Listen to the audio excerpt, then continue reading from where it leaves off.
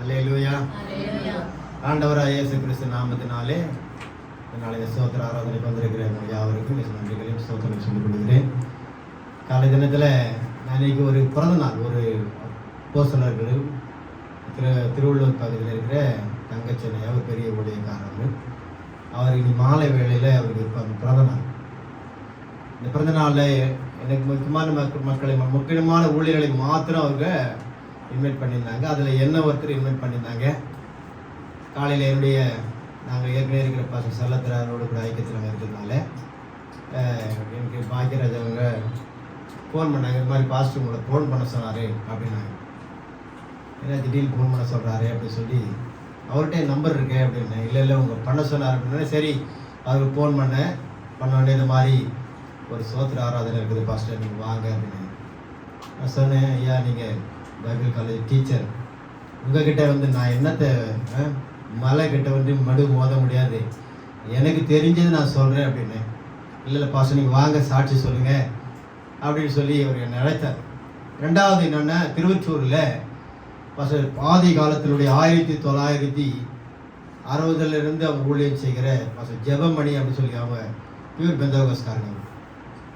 அவ்வளோ வைராகியமான ஊழியக்காரர். அவருடைய மனைவி இன்னைக்கு இறந்துட்டாங்க. அவனுக்கு 82 வயசு. வைராகியமாக ஊழியம் செய்தவங்க. கணவன் இறந்துட்டாரு, அதர் ஊழியத்தை செய்யக்கூடாதுன்னு இல்லை. பிள்ளைகள், மருமக்கள், பேர பிள்ளைகள் எவ்வளோ ஸ்ட்ரிக்டாக உண்மையாக சபையில் இருக்கணும். விசுவாசிகள் சத்தியத்தின்படி நடக்கணும், மாறக்கூடாது அப்படின்னு வைராகியமாக ஒரு வீரா பெண்மணியாக இருந்து இத்தனை ஆண்டு கால இந்த ஊழியத்தை செய்து இன்றைக்கி கத்திரக்குள்ள இத்தனை இடம் இருந்தாங்க. அவளை அட்டன் பண்ணிவிட்டு நான் வேற ஒரு ஊழியத்துக்கு நான் போயிட்டு மணி அங்கேயே எனக்கு 5:45 ஆயிடுச்சு. எப்படி நான் வரப்போகிறேன் அப்படி ஸ்தோத்திரம் பண்ணிக்கிட்டே வந்தேன். என் பைக்கு வேற கொஞ்சம் பிரச்சனை, எங்கன்னா வழியில் திடீர்னு நின்றுடும். ஆண்டவரே சொல்லிட்டு இருந்தேன். எனக்கு 2-3 ஃபோன் வந்துகிட்டே இருந்தது. அப்போ ஐயா தான் கூப்பிட்றாரு பொழுது என்ன அப்படின்னு நினச்சிட்டு ஃபோன் எடுக்கலை. வேணும் பைபாஸில் வரேன், எவனா லாரி வேறு தட்டிட்டான்னா அப்படி ஏதாவது ஆகிட சொல்லிட்டு நான். அதனால் ஆண்டவர் என்னுடைய மனைவி தான் ஃபோன் பண்ணாங்க. என்னென்னா இன்றைக்கி எங்கள் அம்மாவுடைய நினைவு நாள், என்னுடைய அம்மாவுடைய நினைவு நாள். எனக்கு நான் மறந்துட்டேன். நான் இன்றைக்கி உங்கள் அம்மாவுடைய நினைவு நாள்ப்பா, வாப்பா வந்து ஜெபம் பண்ணிட்டு போ அப்படின்னாங்க. நான் சொன்னேன் இல்லை, இன்னொரு அம்மாவுக்காக நான் போகிறேன், அவங்களும் அம்மா தான், அவங்களுக்கு ஒரு ஸ்தோத்திர ஆராதனை, அவங்களுக்கு சில வார்த்தைகளை சொல்லி நான் கடந்து வருவதற்கு உதவி செய்வாராகன்னு சொன்னேன். நான் வர சொன்னேன். என்னுடைய மகள் போயிட்டாலும் நான் பிரச்சனை இல்லை, யார் வந்தால் போனால் என்ன, நம்ம கர்த்தருடைய வார்த்தையை கொடுக்காது. ஒரு வார்த்தை இருந்தாலும் அந்த வார்த்தை மக்களுக்கு அது பிரயோஜனமாக இருக்க வேண்டும். அல்லேலூயா. அதனால் இந்த நாளில் எனக்கு அருமையான தேவதாசன் ஐயா, எனக்கு கிட்டத்தட்ட ஒரு 30 ஆண்டுகளாக அவர் எனக்கு தெரியும். அங்கே எங்கள் ஊரில் தான் அவர் வேலை பார்த்துருந்தார், பாலிடெக்னிக்கில். அங்கே ஐயர் பாஸ்டருடைய சொந்தக்காரர். அவர் மூலமாக எங்களுக்கு ஃபஸ்ட்டு இங்கே சேவா பாரத்ங்கிற ஊழியத்தை அவர் ஆரம்பித்தார். அதில் நான் ட்ரைனிங் எடுக்கிறதுக்காக வந்தேன். தூரத்துலேருந்து என்னால் வர முடியாது பாஸ்டர்னு சொல்லிட்டு போயிட்டேன். நான் அப்போ திருவத்தூர்லேருந்து வர முடியாது பாஸ்டர்னு சொன்னேன். அப்போதுலேருந்து அவர் அறிமுகம். பைபிள் காலேஜ் டீச்சர், நல்ல ஒரு தேவ மனுஷன், ரொம்ப தாழ்மையான மனுஷன், எதையும் எதிர்பார்க்காத ஒரு மனுஷன், உள்ளதை உள்ளபடி பேசுகிற தேவ மனுஷன். அல்லேலூயா. கையை வச்சு அல்லையில சொல்லுவோமே. அவர் பட்சபாகமே பார்க்க மாட்டார், ஸ்ட்ரெயிட் ஃபார்வர்டு தான். அந்த பார்வர்டு உள்ள ஒரு மனுஷன். அதனால தான் அவர் இன்ன வரைக்கும் நாங்கள் அங்கே ஒரு ஐக்கியமாக நாங்கள் இருக்கிறோம். எவ்வளோ ஊழியக்காரர்கள் எனக்கு தெரியும், அவருக்கு தெரியாத ஆளுகள் கிடையாது எனக்கு சென்னை பட்டணத்தில். ஆனாலும் சில மக்களோடு கூட தான் நான் ஐக்கியமாக இருக்கிறது வழக்கம். ஏன்னா எனக்கு அவர் தெரியும் நான் யாரோடு இருக்கிறேன்றது தெரியும். நாளில் எங்களுக்கு வரும்படியாக அவர் அழைப்புக்கு நான் இயேசு கிறிஸ்து நாமத்தில் நன்றிகளையும் அவருடைய குடும்பத்திற்கும் சோதரங்களையும் கணங்களையும் பள்ளி கொடுக்கிறேன். அல்லேலூயா. அதை நம்ம மகிமைப்படுவதாக. இந்த நாளிலும் நிறைய சாட்சியெல்லாம் சொன்னீங்க. எல்லாரையும் சொன்னாங்க. மாதிரி அவளை பற்றி சீதாலட்சுமி அம்மா, எங்கள் ஊரில் ஒரு சீதாலட்சுமி இருந்தாங்க. அவங்க ரெடியாகிறவங்க, எங்கள் வீட்டு பக்கத்தில் இருக்காங்க. அவங்க வீட்டில் நான் வேலை செஞ்சுட்டு போய் அவங்களுக்கு வேலையெல்லாம் போய் பண்ணுவேன். சீதாலட்சுமி அவங்க எப்படின்னா கணவன் இல்லாதவங்க, அவங்க சொந்தக்காரங்க எல்லாமே சீதா. அவங்க எப்படின்னா விக்கிரக ஆராதனையில் வைராகியமாக இருக்கிறவங்க. ஒரு சாமியாரை விட மாட்டாங்க. அந்த சாமியாருக்கு போய் கால் கழுவுறது அந்த வேலைகள்லாம் அவங்க செய்கிற ஒரு வைராகியமானவங்க. அவங்க மறித்து போனாங்க. அவங்க ஞாபகம் தான் திடீர்னு சீதாலட்சுமி அந்த ஞாபகம் வந்துச்சு எனக்கு. ஆனால் இன்னைக்கு ஒரு சீதாலட்சுமி அம்மாவுக்காக சாட்சி சொல்வதற்கும் இந்த சாட்சிகளை கேட்பதற்கும் தேவனுக்கு கிருபை பாராட்டினார். அல்லேலூயா. இந்த நாளில் ஒரே ஒரு வார்த்தை நாம் சொல்லி உங்களுக்கு கடந்து போவதுக்கு உதவி செய்கிறார். அநேகம் ஐயா மூலமாக 2-3 வார்த்தை அந்த வார்த்தை வந்தது. 2 கொரிந்தியர் புஸ்தகம் 2ஆம் அதிகாரம்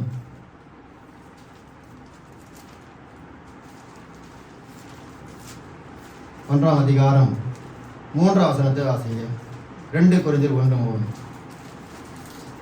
நமது கர்த்தராகிய இயேசு கிறிஸ்துவின் பிதாவாகிய தேவனும் இரக்கங்களின் பிதாவும் சகல விதமான ஆறுதலின் தேவனாய் இருக்கிறவருக்கு ஸ்தோத்திரம். அல்லேலூயா சொல்லுவோமா?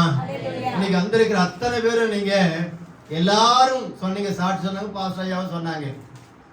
இது என்ன கூட்டம்? ஆறுதலின் கூட்டம். ஆறுதல் ஸ்தோத்திர ஆராதனை சொன்னாங்க.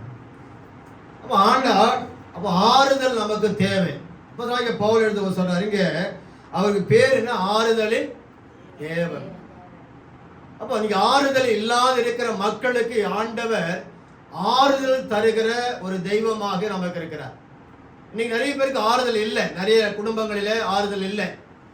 சில இடத்துல இப்போ போய் பார்த்து சபை பாஸ்டர் விசுவாசிகள்லாம் ஆறுதல் கிடைக்கல, அவங்க அழுகுறாங்க, எங்க பாஸ்டமா இல்லையே, இப்போ சபையை நடத்துறதுக்கு ஆள் இல்லையே சொல்லி கலங்கி தவிக்கிறாங்க. இப்போ ஆறுதல் இல்லாமல் இருக்கிற மக்களுக்கு இந்த உலகத்தில் அநேக தெய்வங்கள் இருந்தாலும், அநேக உறவுகள் இருந்தாலும், உற்றார்கள் இருந்தாலும் அந்த ஆறுதல் அவளுக்கு சரியாக இருக்காது. ஆனால் இங்கே அப்போஸ்தலனாகிய பவுல் சொல்றாரு, அவர் உங்களுக்கு ஆறுதல் செய்கிற தேவனா இருக்கிறார். சொல்லுமா? அப்ப நமக்கு இன்னைக்கு ஆறுதல் தேவன் யார் வருவன்னா, இயேசு கிறிஸ்துவால் மாத்திரம் தான் ஆறுதல் கொடுக்க முடியும். வேற யாரால ஆறுதல்? அந்த இழப்புக்கு ஆறுதல் செய்ய முடியாது. இன்னைக்கு அருமையான சீர்திருத்தமா போயிருக்கிறாங்க. ஆறுதல் அவங்க சொன்ன விசுவாசி சொன்னாங்க, இப்ப 40 வருஷமா பார்த்து அறிவோம்னு சொன்னாங்க. இப்ப அவங்களோடு கூட இருந்து ஒவ்வொரு நாளும் அவங்களை பார்த்ததானே, அவன் ஜெபித்தது, வேதம் படித்தது, எப்படி வேலை செஞ்சது, எப்படிலாம் இருந்தாங்க சொல்லி அவங்க ஒவ்வொரு நாளும் அவர்களை நேர்முகமாய் பார்த்திருக்கிறாங்க. பார்த்தவங்க இப்போ அவங்க இல்லைன்னு ஒண்ணு அவங்களுக்கு ஈடாக அந்த இடத்துக்கு சரி கட்டுவதற்கு யாரால முடியல. அப்ப அவங்க பக்கத்தில் இருக்கும்போது சில வார்த்தைகளை சொல்லி இவங்களுக்கு ஆறுதல் படுத்துவாங்க.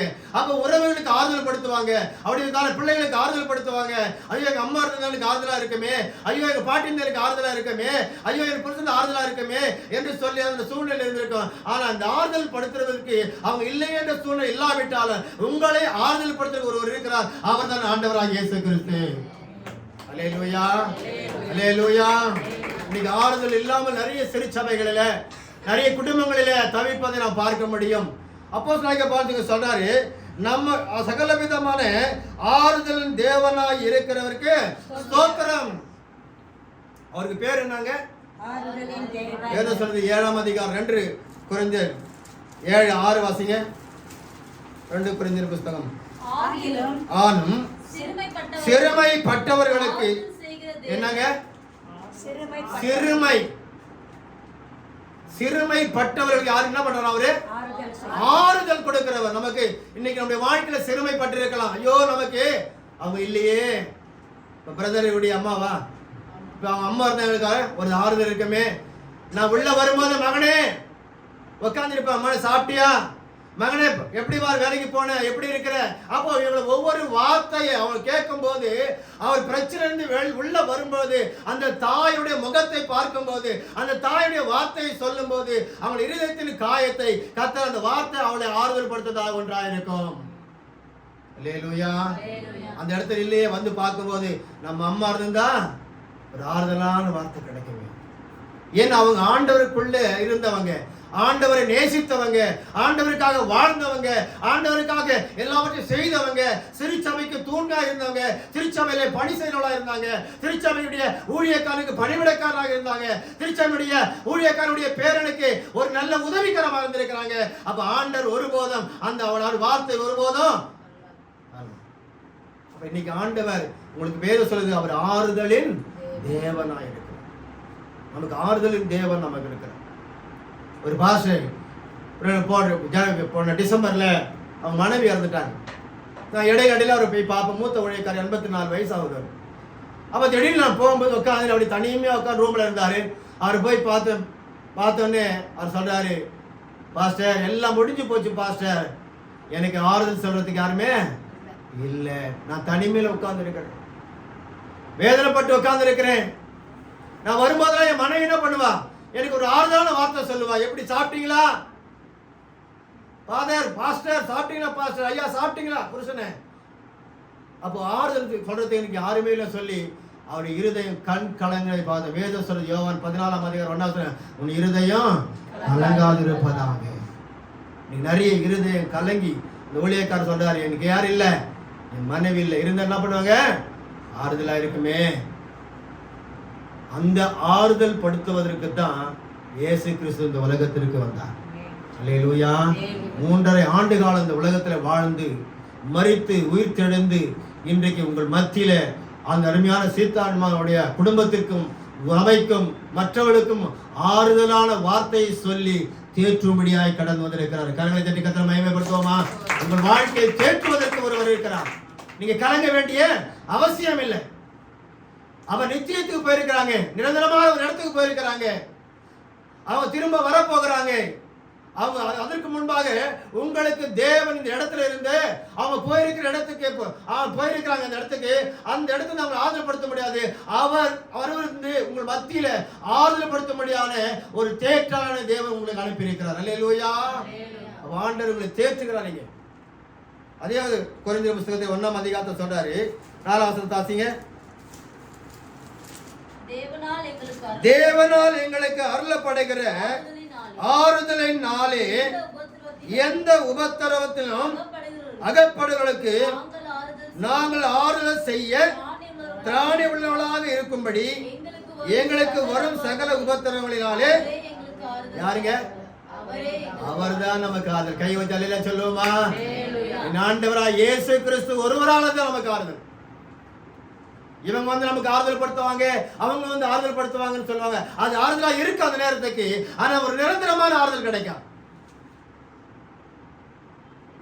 ஒரு நிரந்தரமான ஆறுதல் வேணும் என்று சொன்னால் என் ஆண்டவராக இயேசு கிறிஸ்துவை ரட்சகராக நீ ஏற்றுக்கொண்ட பிறகு, ரட்சகராக ஏற்று அவருடைய அடிச்சுவடுகளை பின்பற்றி நடக்கும்போது தான் உங்களுக்கு நிரந்தரமான ஆறுதலை தருகிற தேவன் உங்கள் குடும்பங்களை வாசம் பண்ணுவார். அல்லேலூயா. நீங்க நிறைய பேர் என்ன பண்றது இல்ல, ஏதோ கடமைக்காக இயேசு ஏத்துக்கிறோம், கடமைக்காக சபைக்கு வருகிறோம், கடமைக்காக வந்து விசிட் பண்ணிட்டு போறோம், அப்படியே ஒரு நிரந்தரமான இல்லை. அப்ப ஆறுதலின் தேவன் உங்களுக்கு வேண்டும் என்று சொன்னால் நீங்க ஆறுதலின் தேவனை உண்மையாக தேடும் போது அந்த ஆறுதல் தேவன் உங்களுக்கு ரட்சிப்பை தருகிறார். உங்கள் ஆறுதல் தேவன் உங்கள் வாழ்க்கையில ஒரு ஆசீர்வாதத்தை தருகிறார். நிரந்தரமான நித்தியமான ஒரு வாழ்க்கையை தேவனுக்கு பரலோக வாழ்க்கையை தருகிறார். அல்லேலூயா. நிரந்தரமான வாழ்வு. அருமையான இங்கிலாந்து ராணி அம்மா ஒரு முறை அவருடைய கணவன் மரித்து போயிட்டாங்க. மரித்து போன உடனே எல்லா ஊர் மக்களே வந்து வேதனைப்பட்டு எல்லாம் அழுகுறாங்க. அப்போ அடக்கம் பண்ணிட்டு திரும்பி வரும்போது உள்ள உட்கார அந்த அம்மா அழுதுட்டு இருக்காங்க. புருஷன் இல்லையே, எனக்கு எந்த மேல யாரும் இல்லையே, கதறி அழுதுட்டு இருக்கும் பொழுது ஜனங்கள் எல்லாம் வந்தோன்னா உடனே சிப்பாய் ஓடி வந்து சொன்னான், அம்மா அவங்களை பார்க்க எல்லாம் வந்திருக்கிறாங்க. எதுக்கு? என்னுடைய புருஷன் போயிட்டாரு, இது மேல யாரு, எனக்கு யாரையும் துணை இல்லை, பக்கபலம் இல்லை அப்படின்னு சொல்லும்போது அப்புறம் ஜனங்கள்லாம் வெளியே வந்து நம்ம பார்த்தோம், எதுக்கு வந்தீங்க? எங்களுக்கு உங்களுக்கு ஆறுதல், உங்களுக்கு உதவி செய்ய யாரும் இல்லை, என்னுடைய அது இறந்து போயிட்டாரா? இல்லம்மா, அவர் போனாலும் பரவாயில்ல, நீங்க இருக்கிறீங்க, நீங்க இருந்து எங்களுக்கு ஆறுதல் சொல்ல வேண்டும், இந்த தேசத்தில் இருக்கிற ஜனங்களுக்கு ஆறுதல் சொல்ல வேண்டும், நான் உங்களுக்கு ஆறுதல், நீங்க எனக்கு ஆறுதலா இருங்கன்னு சொன்ன உடனே அந்த அம்மாவுக்கு இருந்ததான அந்த மரண வேதனை, புருஷனை இறந்த வேதனை, துக்கத்தை கர்த்தர் அந்த ஜனங்கள் மூலமாக மாற்றி அவர்கள் ஆறுதல் படுத்தி கர்த்தருக்காக வாழ்கிற வாழ்க்கை வாழ்ந்தாங்க. அல்லேலூயா. தேவ பிள்ளைகளா, நாம் நமக்கு என்னவே எனக்கு இல்லையே, அது இல்லையே, அதில் இல்லை, ஒரு நித்தியமான வாழ்க்கை தருகிறவர், நித்தியமான ஒரு ஆறுதல் தருகிறவர் என் ஆண்டவராய் இயேசு கிறிஸ்து ஒருவர் மாத்திரமே. அல்லேலூயா. என் அன்பானவருடைய பிள்ளைகளை, வசனம் சொல்றது, அவரே எங்களுக்கு ஆறுதல் செய்கிறவர். அவர் ஒருத்தர் தான் எனக்கு ஆறுதல் செய்யணும். எவ்வளவு உபத்திரம் வந்தாலும், எவ்வளவு பாடு வந்தாலும், எவ்வளவு நம்ம நித்தியம் வந்தாலும் நமக்கு ஆறுதல் செய்கிறவர் ஒருவர் இருக்கிறார் என்று சொன்னா நம்முடைய ஆண்டவராய் இயேசு கிறிஸ்து ஒருவர் மாத்திரம்தான் நமக்கு ஆறுதல் செய்ய முடியுமே தவிர வேற யாராலும் நமக்கு ஆறுதல் கொடுக்கவே முடியாது. எங்கள் அன்பானவருடைய பிள்ளைகளே, நம் தாய் இழந்து விட்டோமே, ஐயோ நம்ம உறவை இழந்து விட்டோமே நினைக்காதீங்க. அவங்க போயிருக்கிறாங்க, ஒரு நித்தியமான வீட்டுக்கு போயிருக்கிறாங்க, ஒரு நித்தியமான ராஜ்யத்துக்கு போயிருக்கிறாங்க. அவர்கள் அங்கே இருக்கிறார்கள், அவங்க திரும்ப வருவாங்க. வர வரைக்கும் நமக்கு ஆறுதல் கொடுக்கிற தேவன் ஒருவர் இருக்கிறார். உங்களை ஒவ்வொரு நாள் ஆறுதல் படுத்தி ஆற்றி தேற்றி சொல்றது, ஒரு தாய் தேற்றுவது போல உங்களை தேற்றி நடத்துகிற தேவன் நம் மத்தியில உலாவிக் கொண்டிருக்கிறார். அல்லேலூயா. ஒரே ஒரு சம்பவத்தை நான் சொல்லி நான் முடித்து விடுகிறேன். யோவான் தானே நற்செய்தி நூல் 11ஆம் அதிகாரத்தை நீங்க வாசித்தீங்கன்னா 11:31 சொல்லுவது, வாசிங்க. அப்பொழுது வீட்டிலே அவளோடு கூட இருந்த அவளுக்கு ஆறுதல் சொல்லிக் கொண்டிருந்த யூதர் மரியாள் சீக்கிரமா எழுந்து போகிறதை கண்டு அவள் கல்லறிடத்திற்கு அழுகிறதற்கு போகிறாள் என்று சொல்லி அவளுக்கு பின்னே போனார்கள். போதும். இங்கே 3 பேர், மரியாள், மார்த்தாள், லாசரு, 3 பேர் அடிக்கடி வந்து எங்க போவாரு?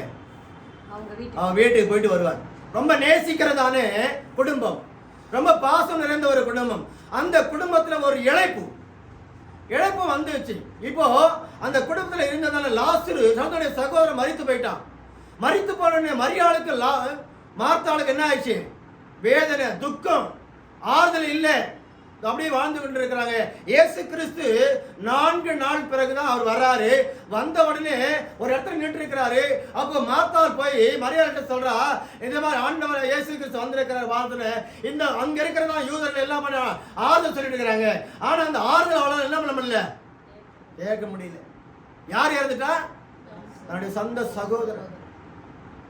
பாருங்க, எல்லாம் ஆறுதல் படுத்துறாங்க. அவளால் என்ன பண்ண முடியல, ஏற்றுக்கொள்ள முடியல அந்த இருதயம். ஏன்னா அவ்வளவு இழப்பு. இன்னைக்கு அப்படிப்பட்ட தாய் இழந்துட்டேன்னு சொல்லி நீங்க உட்கார்ந்து இருக்கலாம். அந்த இழப்புக்கு ஆண்டவரால ஒருவர் மாத்திரம்தான் உங்களுக்கு ஆறுதல் கொடுக்க முடியும். அல்லேலூயா. எங்க அம்மா இறந்துட்டாங்க. இன்னைக்கு ஆறுதல் கொண்டு வந்து எல்லாரும் கூட்டுறேன். நான் சொல்லல, யாருமே வேண்டாம் சொன்னேன். நான் எங்க மனசு சொன்னாங்க, வடை பாயாசம்லாம் சாப்பிட்டு அம்மாவுக்கு வைக்கலாமான்னாங்க. வடை பாயாசம் எங்க அம்மா சாப்பிட போதுல நானும் நீ தான் சாப்பிட போறோம், எங்க அம்மா எங்க சாப்பிட போறாங்க அப்படின்னு. உயிரோடு இருக்க பத்தி எதுவும் யாரும் என்ன பண்ண மாட்டாங்க, வடையும் கொடுக்க மாட்டாங்க, பாயாசம் கொடுக்க மாட்டாங்க. அவங்கள செத்த பிறகு பெரிய போட்டோ மாட்டை வச்சு இறைவனடி போயிட்டாங்கன்னாங்க. இருக்கும் போதே அவங்களை கனப்படுத்தணும். இருக்கும் போதே நீ அவர்களுக்கு மரியாதை செலுத்தும் போதா அதை சொல்றது, தாயும் தகப்பனை கனம் பண்ணுவாயாக என்ற கட்டளையில் ஒரு கட்டளை. நீங்க எத்தனை தாய் தகப்பனை என்ன முதியோர்கள் திறமை விட்டுறோம். அப்ப அந்த தாய் உங்களை சீராட்டி பாலூட்டி இன்னைக்கு ஒரு நல்ல வழியை காட்டி போயிருக்காங்க. எங்க மாமியாரு இந்து குடும்பத்துல இருந்து ரட்சிக்கப்பட்டவங்க. ஒரு இந்து குடும்பத்துல அவங்க ஒரு இந்து கோயில்ல பூசாரியா இருந்தவங்க. அவங்க துணிகளை தோச்சு கொடுப்பாங்க, எல்லாம் வாஷ் பண்ணுவாங்க. ஆனா அவங்க ஆண்டவரா இயேசு கிறிஸ்துவை என் மகன் மூலமாக ஏற்றுக்கொண்டாங்க. அவங்க மூலமாக நாங்க ஏற்றுக்கொண்டோம். இன்னைக்கு போதகனாக உங்கள் மத்தியில் வாழ்ந்து கொண்டிருக்கிறேன். காரணம் இயேசுவை அவங்க அறிவிச்சாங்க. எங்களுக்கு இவங்க தான் மெய்யான தெய்வம். இந்துவை வணங்கியிருந்தாங்க, ஒரு நல்ல வழியை காட்டிட்டு போனாங்க. இன்னைக்கு நித்தியமான வாழ்க்கை வாழ்வதற்கு வழியை காட்டி போனாங்க. அவங்க கத்தருக்குள்ள நித்திரை அடைந்தாலும் அவங்கள ஒரு நாள் நாங்க மறக்கிறதுல அவங்க எங்களுக்கு வழி காட்ட நல்ல வழியை காட்டினாங்க. அந்த வழியை நாங்க நினைச்சிருக்கிறேன். அந்த வழியை காட்டின தேவன் உங்களுக்கு ஆறுதல் கொடுக்க வந்திருக்கிறார். அல்லேலூயா. லாசரு மரித்து போனா எங்களுக்கு எத்தனை இழப்பு தெரியுமா? எங்க மாமியார் இழந்தாங்க. எங்க மாமியார் எங்களுக்கு உதவி இருப்பாங்கன்னு நினைச்சேன், ஆனா அவங்க இல்ல. அதே மாதிரி மகனுக்கு மாமியார் நல்ல மாமியார் கிடைச்சாங்க, அவங்களும் சேர்த்து போயிட்டாங்க. அவங்க சம்பந்தியும் இறந்து போயிட்டாங்க. எங்களுக்கு உதவி யாருமே கிடையாது. பரலோக தகப்பனை தவிர எங்களுக்கு வேற யாரும் இடத்துல உதவி இல்லை. அவங்களுக்கு மாத்திரம் எங்களுக்கு ஆறுதல். சொன்னேன், என் மருமகளை பார்த்து சொன்னேன், உங்களுக்கு ஆறுதல் யார் தெரியுமா? அவர் தான். மாமனார் மாமியார் ஆறுதல் இல்லை. நாங்கள் உங்களுக்கு சைடில் இருப்போம், ஒரு ஆறுதலா இருப்போம். ஆனா உனக்கு நிரந்தரமான ஆறுதல் இயேசு கிறிஸ்து ஒருவர் தான். உனக்கு பாதுகாப்பு ஒருவர் தான், ஒத்தாசு ஒருவர் தான். அவரை நீ பிடிச்சிக்க. இது வரைக்கும் உண்மையாக எங்களுக்கு சபைக்கும் குடும்பத்துக்கும் உண்மையான மருமகளாக ஆண்டவர் தந்திருக்கிறார். அல்லேலூயா. அப்ப லாசரு இழந்து போனதானே மார்த்தாலும் மரியாளும் வேதனைப்பட்டு இருக்கிறாங்க.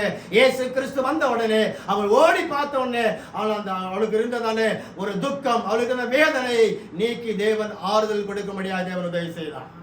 அல்லேலூயா. இயேசு இல்லாத வீடு ஆறுதல் இல்லாத வீடா இருக்கும். இயேசு இல்லாத வீடு துக்கம் நிறைந்த வீடா இருக்கும். இயேசு உங்க வீட்டில் இருந்தார்னா உங்களுக்கு ஆறுதலையும் சந்தோஷத்தையும் ஆண்டவர் மனமகிழ்ச்சியும் கொடுத்து உங்களை ஆண்டவர் நித்தியமான ராஜ்யத்துக்கும் நித்தியமான காலத்துக்கும் வழிநடத்த தேவன் வல்லமையுள்ள தேவனாக இருக்கிறார். அல்லேலூயா. எவ்வளவு பாசமா இருந்த குடும்பம். அந்த இயேசு கிறிஸ்து வந்த உடனே அவர் சில கதைகள் எல்லாம் சொல்றா. என் மகன் நீங்க இருந்திருந்தீங்கன்னா என் சகோதரன் அவரு தெரியும். ஏன் தெரியுமா? இது நடக்கணும், இவங்க நல்ல வழியை காட்டணும். உங்களுக்கு தாய் அந்த அருமையான சீத்தலட்சுமா ஒரு நல்ல வழியை உங்களுக்கு காட்டிட்டு போயிருக்கிறாங்க. அந்த வழியை நீங்கள் பின்பற்றுவீர்களானால் நித்தியமான வாழ்க்கைக்கு, நித்தியமான ஆசீர்வாதத்துக்கு பாத்திரங்களாக உங்களை நடத்த, அவர்கள் சென்ற இடத்துல நீங்களும் போய் அங்கே அவளோடு கூட மகிழ்ந்திருக்க முடிய வாழ்வை தேவன் உங்களுக்கு கட்டளையிடுவார். அல்லேலூயா. தேவன் இந்த மார்த்தாளுக்கும் மரியாளுக்கும் ஆண்டவர் ஆறுதல் இல்லாத நேரத்தில் ஆண்டவர் அவளுக்கு ஆறுதல் கொடுத்து அந்த குடும்பத்தை சந்தோஷப்படுத்தி அவளை வழி நடத்தினார் என்று வேதம் நமக்கு சொல்லப்பட்டிருக்கு. பிரியமானவர்களே, இந்த காலை இந்த மாலை வேளையில இந்த ஆறுதலின் தேவன் உங்கள் வாழ்க்கையில உங்க குடும்பத்தில அவர் இருந்து உங்களை நடத்த தேவன் வல்லவராக இருக்கிறார். சந்தேகமில்லை. கர்த்தர் தாமே இந்த திருவசனத்தை ஆசீர்வதித்து உங்களை வழி நடத்துவாராக. இந்த வாய்ப்பை கொடுத்த தேவனுக்கு மகிமையும் கனமும் உண்டாவதாக. ஆமென்.